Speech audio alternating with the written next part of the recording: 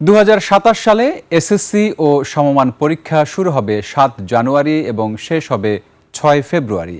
আর HSC পরীক্ষা শুরু হবে 6 জুন, শেষ হবে 13 জুলাই। শিক্ষার্থীদের প্রস্তুতি ও সেশনের জটিলতা এড়াতে সঠিক সময়ে পরীক্ষা নেওয়ার সিদ্ধান্ত নিয়েছে সরকার। সংবাদ সম্মেলনে এসব কথা জানিয়েছেন শিক্ষামন্ত্রী।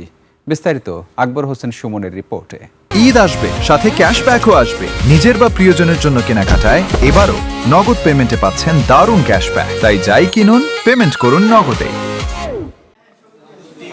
সচিবালয় শিক্ষা মন্ত্রণালয়ের সংবাদ সম্মেলনে আসছে বছরের প্রস্তাবিত এসএসসি ও এইচএসসি পরীক্ষার সময়সূচি জানিয়েছেন শিক্ষামন্ত্রী আনম এহসানুল হক মিলন। ঘোষিত সূচি অনুযায়ী 7 জানুয়ারি এসএসসি পরীক্ষা শুরু হয়ে 6 ফেব্রুয়ারি পরীক্ষা শেষ হবে, আর এইচএসসি 6 জুন শুরু হয়ে শেষ হবে 13 জুলাই। এসএসসি শুরু করব জানুয়ারি 7 তারিখ 2027 এবং তাদের পরীক্ষা শেষ হবে 6 ফেব্রুয়ারি 2027।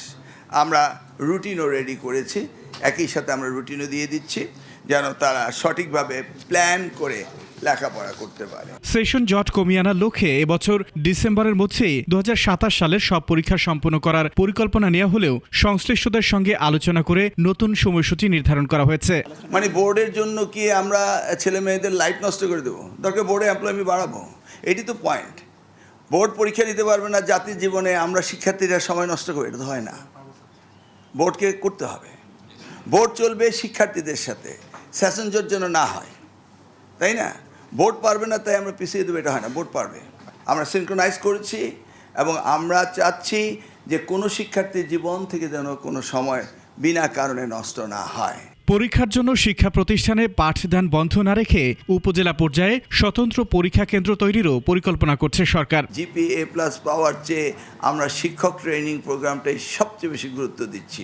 আকবর হোসেন সুমন, 21 টেলিভিশন, ঢাকা।